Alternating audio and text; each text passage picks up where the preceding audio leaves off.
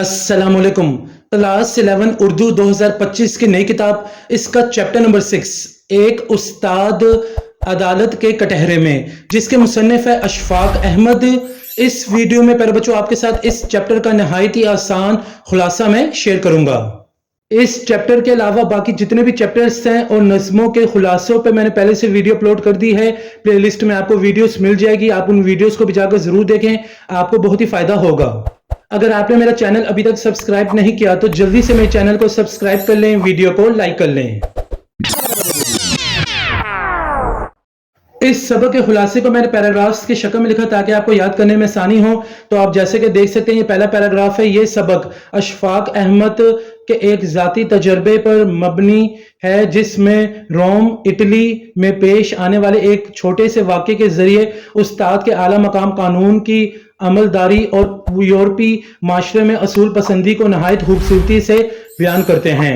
अशफाक अहमद लिखते हैं कि जब वो रोम यूनिवर्सिटी में उर्दू के प्रोफेसर थे तो वो अपनी जवानी के दौर में थे।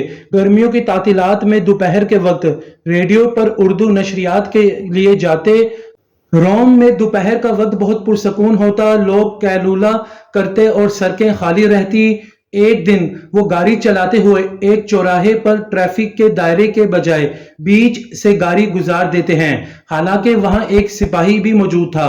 इब्तदा में सिपाही ने कुछ नहीं कहा, लेकिन जब उन्होंने तंज़े अंदाज में सिपाही की तरफ देखा तो उसने सीटी बजाकर रोक लिया और चालान कर दिया। अशफाक अहमद चूंकि पाकिस्तानी मिजाज रखते थे, इसलिए उस वाक़े को हल्के में लिया।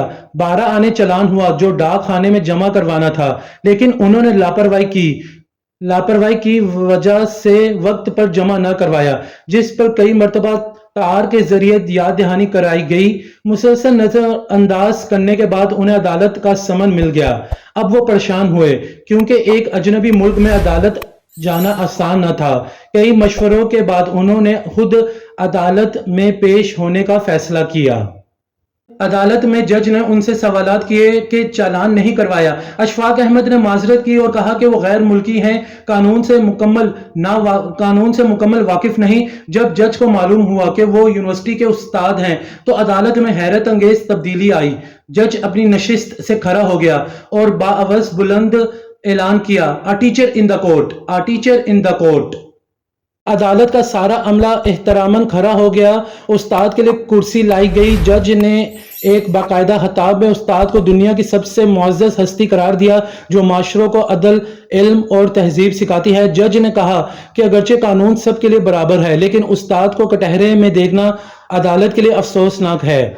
इसके बावजूद कानून के तकाजे पूरे किए गए। अशफाक अहमद पर 12 आने की बजाय डबल जुर्माना यानी 1.5 रुपया किया गया, लेकिन इज्जत अफजाई का वो मंजर उनके दिल पर नक्श हो गया। अदालत के बाद अमला उन्हें एहतराम के साथ उनकी गाड़ी तक छोड़ने आया। जब वो घर पहुंचे और वाकया बयान किया तो सब मोहल्ले वाले और उनकी लैंड लेडी भी बहुत खुश हुई।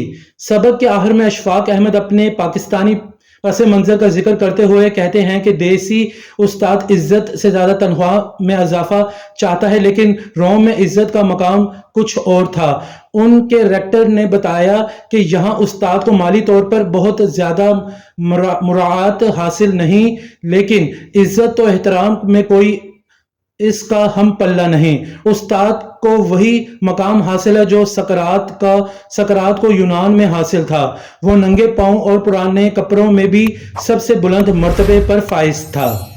तो यहाँ आकर इस सबक का खुलासा मुकम्मल हो जाता है। उम्मीद करता हूँ आपने इस खुलासे को लिख लिया होगा। एक नई वीडियो में आपसे फिर मुलाकात होगी। मुझे इजाजत दें। जज़ाकल्लाह।